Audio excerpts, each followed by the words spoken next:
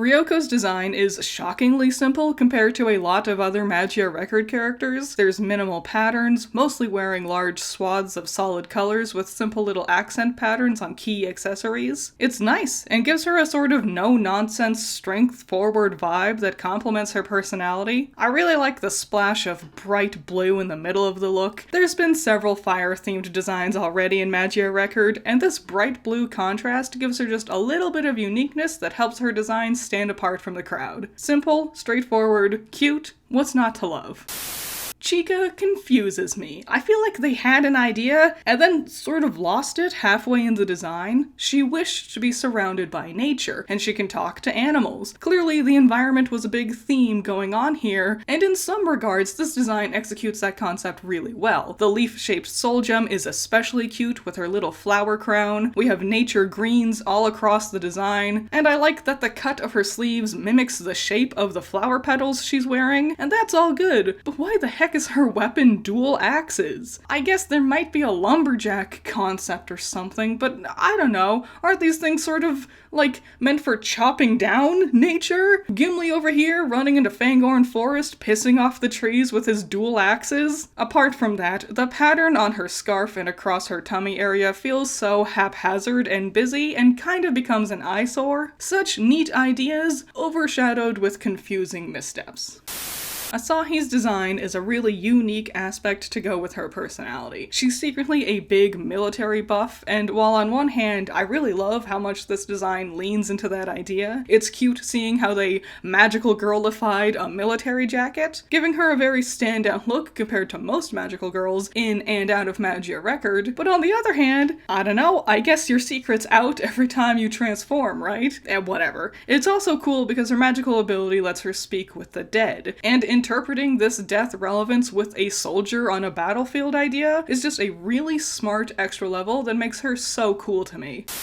Hamina really likes to ham up the cuteness with her character, so the huge, heart-shaped sash really hammers home the idea immediately, huh? I really like the gold accents smartly sprinkled throughout the design. It helps to break up all the purple, and is purple's natural complement on the color wheel. I also like the little plus sign details that evolve into something that looks more like flower petals on her sleeves. It's a nice little pattern to keep things from feeling too bland. Though I do have to admit, I find the overall design a tad on the boring side. It's not bad, if a bit revealing. It's just a bit safe, I think. I wish they really pushed the envelope with the heart cutesy gimmick even more, honestly. I feel so bad. There's just so much I don't like with this design. The headphone earmuffs are a unique choice. I do like how they match her shoes and it balances the design, but the puffy style to them just feels weird. The clear goggles are also weird. I feel like it's not really adding anything to her design overall. Both the goggles and the earmuffs just make her head too busy. I really hate how her jacket is unzipped below her belly button, and how her skirt curves upwards right at the center point. It makes a weird arrow focusing seemingly on her crotch, and that's weird. All these greens are such an ugly contrast to the green of her hair color. I really feel like they just sort of crapped this one out without much care. We don't get magical girls with full ball gowns very often. Usually I'd say it doesn't seem like a good fit for combat, but I actually really appreciate the change of pace here. It's elegant and has enough of a pattern to make it feel detailed without feeling too busy, which is a pretty common pitfall for gowns like this. If I have to gripe, I think her shoes are a little boring, and her hairstyle is really not doing much for me either, but those are really small details, I'd say. Overall, it's a lovely little design. San is really unique, I can't deny that. I think she looks the best when using her weapon. Not only is it a really bombastic, standout show of firepower, but the spinning wheels adorning her hair buns is a neat little extra element to imply her own power at play here. But man, I can't deny it. I think this is very ugly. I don't like the shape of these pants. I hate how boxy everything is. These colors don't complement each other, and the patterns feel random at best. These hair clips at the end of her front strands of hair, it's just silly looking. She sure is unique, but unfortunately, she's also super goofy. Well, with that giant helmet, you sure can't mistake her for anyone else. Also, safety first. I guess. I feel like her design is a huge missed opportunity. Miyuri suffers from panic attacks, and her magical ability lets her black out and continue fighting while unconscious. She can even go into beast mode and become nearly unstoppable, even against other magical girls. And that's all really unique. But then I look at this with the little flower patterns and the chonky rollerblades and the dangly little charms, and that just doesn't add up to me. I wish she had a belt, because as it is, she just looks like she's wearing a potato sack. Also, given her rollerblade weapons, I wish they would have given her pants, as opposed to those tiny little shorts you can barely even see. Neo-Magists just can't seem to get their outfit act together, huh? There's so many really cool things going on with Alexandra. The long, delicate dress, which looks completely out of place compared to Magia Records' sportier designs most girls wear, paired with the harp weapon, and she comes across as uniquely delicate, elegant. Hell, I wouldn't be surprised if you felt like this was a bit too much of a departure from what should be considered a magical girl. I admit, she does come across as if she's just kind of wearing casual clothes, and I think if maybe there was just a little bit something extra going on with a pattern, that would help a ton. Maybe give her gems or something. Something that's not a normal thing people wear in their day-to-day. I find her design delightful regardless of how simple it is. Giving shut-ins oversized coats is such a simple yet perfect idea, right? I really love the style of Mitsune's coat too. The extra large hood frames her face really nicely, and the yellow pattern on the inside with binary is a sleek way of incorporating tech-inspired elements without making her feel too robo-esque. I do wish the blue was a more prominent element in the design. Like, I wish rather than her sleeves being yellow stripes, I wish they were blue as well, because the amount of yellow can be a bit overpowering layered on top of each other in her midsection. Aside from that, I love the accents and details, like her belt being a wire is neat. I love her goggles, even though I don't think they'd be very practical to actually look out of. Sleek and stand out, cool design. Listen, I know a lot of Magia Records designs have the girls' tummies exposed. I'm not a fan either, but this one I think is the most confusing version of this issue, cause like, what shirt would even work like this? What shirt has long sleeves but no midsection? What? I don't like much anything going on with this design, which is a shame because I think the green paired with her purple hair is a nice color combo, and her weapon is creative, but like, there's just too much going on, with no real rhyme or reason. This feels generic, like the designer realized that, so they just kept adding frills and bows, hoping that that would fix the problem. It doesn't. What's crazy, her Halloween costume looks like a better fit for her doppel, and is a better fit for her performer personality. You clearly had this great idea sitting right here from the beginning. Why did you land on doing the green no-tummy outfit instead? Okay. I'll just address the elephant in the room. While I appreciate their idea of having Lavi's magical girl design lean very heavily into embracing various indigenous cultures, my knee-jerk reaction is, unfortunately, that this looks like a problematic Halloween costume. I think they had good intentions behind the idea of the design, but, like, still, you understand what I mean, right? As for the design itself, I like that her soul gem is turquoise. It seems like a no-brainer with this theme. Aside from the short skirt, this just kind of feels like an outfit. Not a magical girl outfit. And maybe that's why it feels more like a costume. Also, ignoring the cultural inspiration behind it, I think the hat isn't working. Maybe if her hair was shorter, it would match better or not feel so busy up by her head. I don't know. I adore Mabayu. I think her design is so smart. Everything about this is clever in one way or another. Her gimmick is she likes movies and has time-related powers. Those ideas are perfectly on display with everything in her outfit. Her hairpins look like clock hands and also match her gold scissors. Back when we used film for movies, you would need to use scissors to cut the film in order to edit the shots together. And the pattern on her dress looks like a film reel that's been cut. It's so cute and smart. Her bracelets have this weird half-chopped style, almost like she was going to cut them shorter but then changed her mind, similar to the choppy, uneven cut to her hair. Her headpiece is designed like part of a movie projector. I could gush about this design all day. It's clever, it's unique, the colors look great and complement each other. 10 out of 10, best girl. I'll be honest, if she wasn't always holding tarot cards, I don't think I'd be able to guess she's a fortune teller. Well, besides that, Mel's design is cute, straightforward, and incredibly simple. There's only like 3 colors in the whole design, and barely a little bit of a star pattern on her skirt. I would like it a lot more if she didn't have those drapey, dangly bits hanging off of her arms and stuff. All they're doing is obscuring her and adding unnecessary lines and noise to her design. I feel like people do that a lot. Worry their design is too simple, so they just start adding stuff, when the more simple design would have looked better on its own.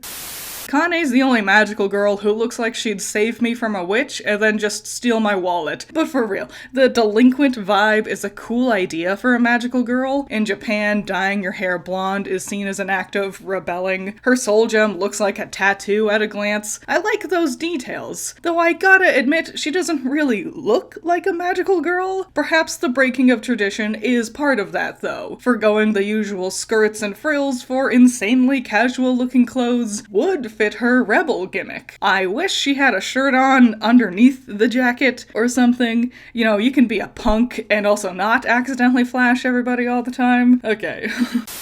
I feel like I have to talk about Oriko and Kirika at the same time. They're literally meant to be a pair, and when they're on their own, their designs feel like something's missing. Of the two, I do think Kirika's outfit works better by itself. She's often associated with graveyard, Grim Reaper kind of things, but when I look at the black suit and put together style of the outfit, I just see her as a butler. Her whole purpose is to serve Oriko, and that butler-esque angle works perfectly with their dynamic. Oriko, on the other hand, I'm not super into her outfit. It is unique, having it all be literally just one solid color. It forces her design to instead accentuate the shape of the clothes and the style of her hair to make it pop. But let's be honest, without that hat, this would be super bland. It truly only works when she's standing next to Kirika.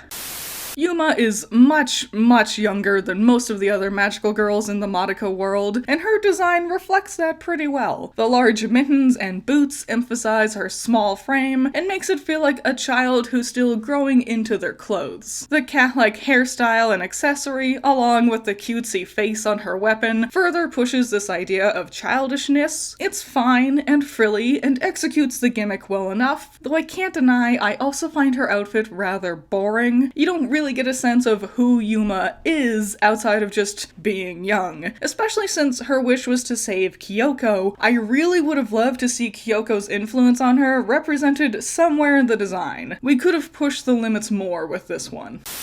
I adore She's design. It's so weird and different. Like, they really pulled out all the stops when designing the last 2 girls before the original Magia record app closed. Her desaturated hair and eyes are striking, and the color combo of her lilac hair with the burning orange of her pickaxes is beautiful. I wish it wasn't just seen in her weapon, but it also kind of gives her second set of arms something visually distinct to make them stand out even more. The patterns and the busy bundled up nature of it makes a lot of sense once you know about her backstory and the trauma she experiences feeling everyone's negative emotions in her dreams. I would understand if you felt like it was a bit too much. There are an awful lot of patterns and colors all thrown around kind of at random, and usually I do think the best option is to lean into strength and simplicity, but sometimes, like with She here, I really appreciate it when they push the limits of the design.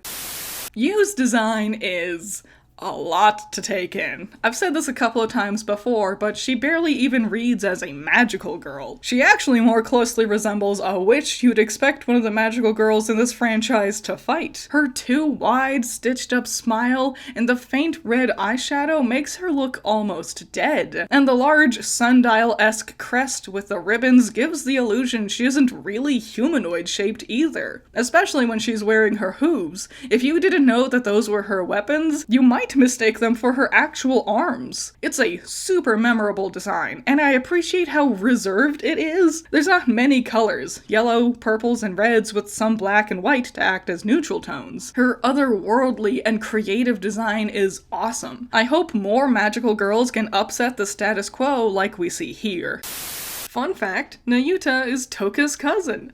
So that's cool. I know Journey to the West is most well known for the 4 heroes going on the journey, but if you know about some of their villains in the story, it's clear Nayuta seems to be taking inspiration from Princess Ironfan. What with the bullhorns and fan weapon? In the story, the fan is said to generate large bursts of wind, which, if you play Zelda, you might recognize that concept. However, for Nayuta here, it's the fan's other property that I think is most relevant, the ability to diminish any fire. Nayuta's magical ability is to make anyone lose the will to fight, perhaps interpreting it like quelling their flames for battle. As for her design, I love that they chose to use gold and purple for the outfit. Gold and purple are associated with royalty. The gold one is obvious, but historically, only the extremely wealthy were able to obtain the rare ingredients used to dye fabrics purple. A very fitting style for the wife of the legendary Bull King, right? The sort of drapey, swallowed up nature of the shawls and sleeves makes her look like she's just crawled out of bed. Again,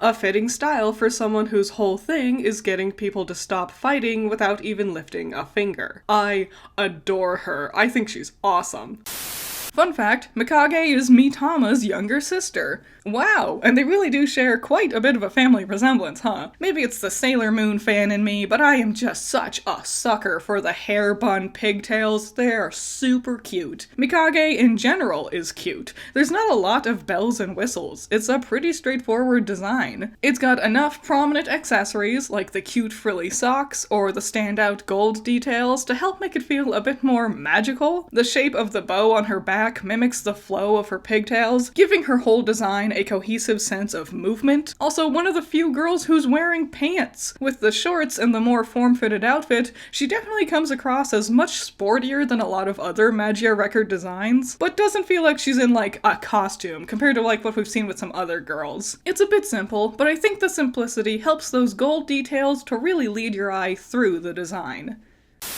Get ready, we're tackling the rest of the coordinators next. Last time when I talked about Mitama, I said I thought she looked like a butler, and while I do still think that's a cute idea, apparently I was kind of wrong. The coordinators actually share a magician theme, which I think is a bit more apparent with these other coordinators we'll be tackling, especially Livia here. Yeah, once you have a whole magical hat you can pull stuff out of, it makes it a lot more obvious. Livia really gives this vibe of being much older than most of the other girls, not only because she has much more of a grown-up figure and height, but also her uniquely old-fashioned glasses lean into this idea of pushing her age. I do really like the glasses. They're cute, and we don't get many magical girls who wear them. Livia's actual outfit itself is a little straightforward. Aside from the hat, I don't think it really pushes the limits of the magician gimmick. The clean neatness of the outfit does portray Livia's no-nonsense style. Oh, and one last thing. Livia is literally the only girl in the entirety of Magia Record who has a darker skin tone. This was the only one we ever got. Maybe, fingers crossed, we'll get more with etc. So, Sudachi doesn't have the hair horn things when she's not transformed. It's such a weird addition. I really think that her hair looks hideous. Technically, it's supposed to be that thing that ties her into the coordinator's magician gimmick. They're meant to look like rabbit ears, like she's supposed to be the rabbit that gets pulled out of the hat. But, like, I don't think they really nailed it. I've always thought they looked kind of like horns. If anything, with her large colored cape, I thought she was supposed to look like a vampire bat. And yeah, with her incredibly sad backstory, you can make the argument that there's some vampiric themes that could tie into that part of her design, but I personally think that's a bit of a stretch at best. In general, I think they kind of just failed at executing any themes with her design here. It's really boring. There's no unique patterns or exciting accessories or details. The color palette is really simple and the shape language is seemingly at odds with itself, pairing soft curves with sharp edges everywhere. I've never been a fan of this design. It feels so half-hearted, like they couldn't decide on what they really wanted to do, which is a shame because the actual character is fascinating. Oh well. Your last name is Sesame? Man, just really wanted to wear that magician gimmick the coordinators have on your sleeve, huh? Of all of them, I do think Yozuru is the one who looks the most like an actual magician. Thanks to the longer style of the coat and the larger collar, it helps her design from teetering too much into that butler style I mistook Mitama for having. If you didn't know anything about the character, you might have been surprised to hear me say the word she, and yes, despite the short hair and less curvy body type, Yozuru is in fact a girl. She's even described as gentlemanly in her description. I really appreciate the variety of body types and hairstyles. It's cute. The blue to yellow fade in her eyes is very striking. It matches her yellow accents in her outfit so well. She really feels put together color-wise. I do admit, I think the extra large drapey belt is kind of adding nothing to the design. I understand wanting to add some shape variety and a splash of color, but I'm not quite sure this is really executing the concept in the best way. It feels kinda like it was a last-minute addition to jazz up the design a bit, like they were worried the lines going up and down was going to be boring. Also, the diamond cut on the inner thighs is so goofy to me. It could have just been a pattern, or hell, just give her shorts. If you want to show some skin, don't be weird and obtuse about it. It just feels silly at this point. Kaneko is one of my all-time favorite characters in Magia Record. I think she is so fun, and I am in love with her design. We don't regularly see the Magia Record girls wearing all black like this either. There's those who wear predominantly black, but it's never been quite so all-encompassing as we see here. The shape language is cute, and I like the puffy plumes throughout to match the shape of her hair. I will be honest though, in the long run, I don't think this is really a good match for her. Kaneko has two distinct attributes. One, sewing, hence her giant knitting needle weapon. The outfit is cute, but it's distinctly different from her signature style of fashion, because the other thing about her is mushrooms. Kaneko is famous for stitching odd materials, like actual mushrooms, to her clothes. I really wish that mushroom gimmick had made it somewhere in her design, because it's just so weird and unique, and without it, this feels kind of out of character for her. Sasara feels like a Fire Emblem character, doesn't she?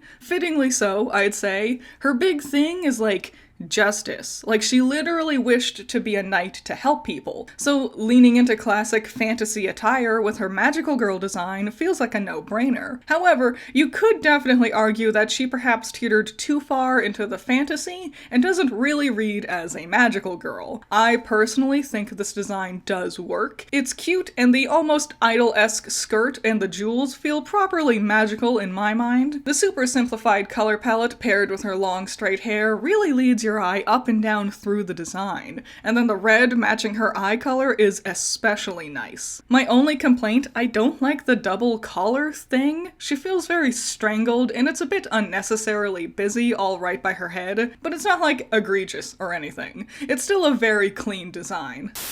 Love devils, or I suppose you could call this succubi, are just cool designs, right? Making a long devil tail end with a heart shape is just good. Alluding her to a succubus is actually pretty accurate. Her magical ability of charming people is pretty well reflected with this design, what with the heart-shaped belt and top. Quite a lot of Magia Record designs have the girls showing skin though. I'm not a fan, and while I get the idea with Amiri's succubus theme, it's just a style I'd personally not want to see on a small child. Also, the fact so many other girls also show skin sort of diminishes the idea of doing that here. It's not all doom and gloom though. I like her pigtails, and I like how the scrunchies keeping them up have a nice subtle devil horn shape going on. I like her wings a lot, though in certain artworks it just looks more like a cape, which could also be kind of cool actually. Overall, neat idea, but maybe could have utilized a different execution.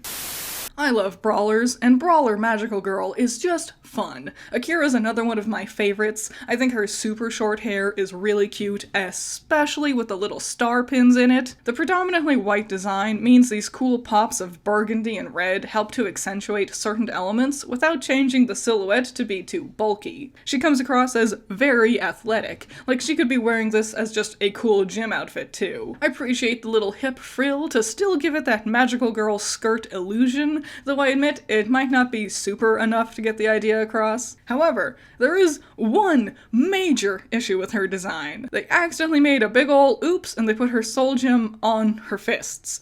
You know, the thing she uses to hit things. The artist has clarified already that when they designed her, they didn't know what soul gems actually did, and it's just an oversight on the designer's part. Oops. Oh well. It just goes to show, even professionals make mistakes sometimes. I'm gonna be so honest, I've never liked Madoka. I think her design is droll. The only thing I like is the color for her hair. The punchy orange leans into the cooking themes and matches the red of her fiery magic style, but man, this is Snoresville. This just feels too much like a costume. Or worse, just a normal kitchen uniform. A lot of the girls I've discussed lately have challenged the norms of what magical outfits can look like, but this crosses a line for me. I don't think this reads as magical girl at all. They didn't even bother giving her a more unique looking pan as her weapon. Come on. The patterns feel pointless. Why does she have a striped cape? The double layer apron feels clumsy. The garish splash of bright green is not complimenting the design I think they thought it would. Literally, Madoka's whole character is just a cheap knockoff of Cyrano. There's not a single thing about her character or design that Cyrano doesn't do 100 times better. Now, this is a classic magical girl. I'm almost at a loss for words. It's just good and cute. Makes sense with her wish. She literally wished to be beautiful. She is.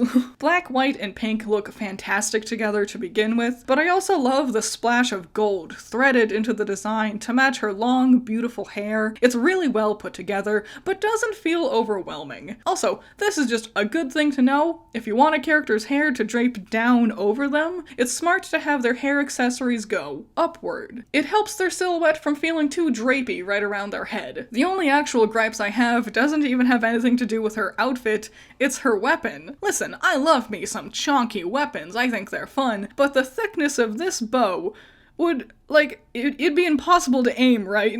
I suppose they are magical girls, so I don't know how much aiming they really need to do, but still, I can't help but giggle at the design of it. But at least her outfit is fantastic.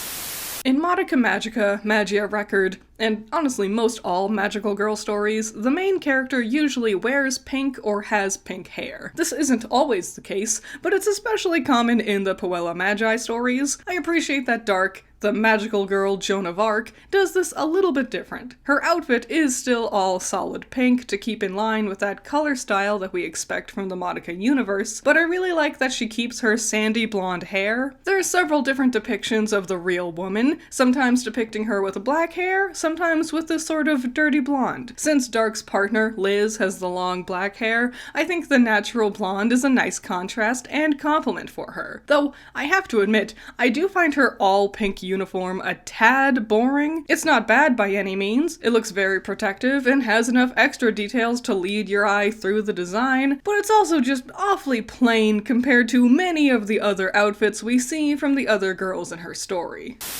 Similar to Darc, Liz's outfit is mostly all one color. Unlike Darc, however, I don't really like how it's the same color as her hair. Liz really feels like a dark blob at times, and her hair and limbs and everything tend to blend together, and these small white accents on her outfit don't do a good enough job keeping everything clear and visible. Also, this is dumb. Why is her tummy exposed? Like, I know this isn't new to Madoka Magica designs, but this one feels extraordinarily stupid. She's wearing a giant drapey cape and long sleeves, but then you still have a little triangle cut out to expose your belly button? It looks so silly. If you want to show skin, at least put in the effort to have the outfit make sense. I'm just gonna say it, Liz deserves better, you know? She's a cool girl with a cool story, but her outfit is just dog turds. What a shame. Madoka Stories always has a friend with blue hair and wears blue, and of all the different blue friends from their stories, I think Melissa is my favorite. She's just got really cute hair, right? Also, it's refreshing to see a magical girl in Darc's squad with a bit more color variety. Darc and Liz's outfits are very monotone, so Melissa incorporating so much more black, gray, and white with her design is like a breath of fresh air. But it also helps to highlight why Darc and Liz's outfits are more one-note. out. Because of the nature of the setting taking place in old school France, a lot of their casual attire is as elegant and detailed as what we've come to expect from a magical girl, especially with Magia Records style. Because of this, Melissa's transformation doesn't feel very stand out, where with Darc and Liz, who's monochromatic, they visually feel more separate from the norm of this era. Just a really interesting element of their designs to consider, you know? Real talk, I'm not sure if her name is pronounced Alyssa or Eliza. The wiki isn't helpful either. Anyways, she really doesn't match the others in Darc's team, does she? Her magical girl design feels much more costumey compared to the others. The squared cut of her shoes, sleeves, and skirt feels like a play off of a fortress wall. Mixing that with the large cape, and she almost has like a knight sort of aesthetic going on, but mix that with the fact she's showing off so much skin and isn't wearing any actual armor, and I think that's what makes it feel more like a costume to me. It is a pretty design. I think having her color palette being a mix of red and yellow is very beautiful and very striking. And the dragon themes with the pattern on her cape and her doppel form makes the knight/fortress style of her outfit feels like she's almost a walking fairy tale. A story of a dragon and their keep come to life. It's a unique direction for a magical girl, that's for sure. Lapine is fascinating. Her magical ability is like the first instance of a doppel form. She can revert back to a magical girl after becoming a witch. That's crazy. And it's even crazier when you think about the first instance of this happening is the little bunny girl. I don't really know what to say about her design. Her outfit is extraordinarily simple, with almost no patterns anywhere. It's all just pink, with a fur lining to mirror the style of her rabbit ears with her mask. She has a black skirt, which I guess helps her match her sisters somewhat, but I wish it was incorporated more into the design to help her match them even better, and visually distance her from Darc more. I'll be honest, design-wise, Lapine feels almost like an afterthought, like a last-minute addition to help stretch out the story a little bit more. So it's even crazier that her magical ability is so prominent when her design feels like a forgotten extra. It doesn't reflect her magical ability very well, it doesn't look very period accurate, and it doesn't even display her magician theme we see with her witch form. I think they just really fumbled with this one. I think it's fair to say the designer went in with the intention of making Minot the sexy one of the sisters. Her weapon is a whip, her outfit is the most revealing, her naturals sure are big. It's fine, and it does give her a style that helps her stand apart from her sisters, who feel like they embody cute and strong styles. Similar to her sisters, the outfit is rather straightforward, not a lot of bells or whistles, not even really patterns here, but I think the small additions with the white hem and the yellow underskirt help to keep the outfit from teetering into feeling too boring. And the yellow matching her hair color actually does a nice job balancing the color in the design too. If her hair was longer, I don't think it would have worked as well. Of the sisters, I think she has my favorite design. At the very least, it feels the most cohesive out of the bunch.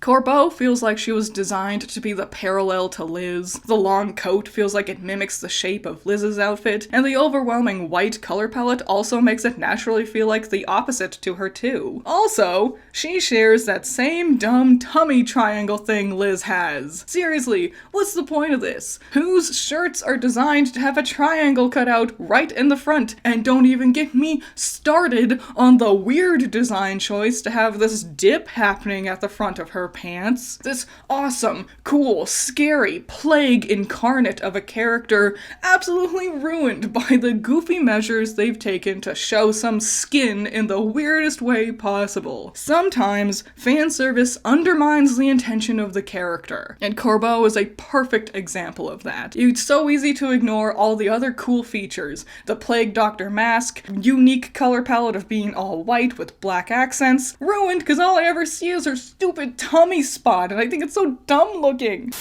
Isabeau is truly fascinating as a Puella Magi villain. She stole Kyubei's power. She can do everything Kyubei does, and that alone is cool, but the way they decide to design her with that is also just so interesting. Starting with the obvious, her shoulder details look like giant Kyubei eyes, hauntingly staring at you from just behind her, and you can see that red circular eye motif threaded all throughout her design, along with the headband mimicking his ears, and her bracelets mimicking the rings around his ear Dangly parts? Fur? Would it be fur? But pairing that with the all-black dress not only makes it feel like a weird, dark, corrupted version of Kyubei's pure white design, but also invokes a traditional idea of what witches were said to wear. Her witch form sees her sporting a large, beautiful golden ball gown, displaying wealth and opulence, fitting for the traitor queen of France. The flower pattern might feel like a unique deconstruction of what you'd think an evil villain would wear, but once you stop and think about it,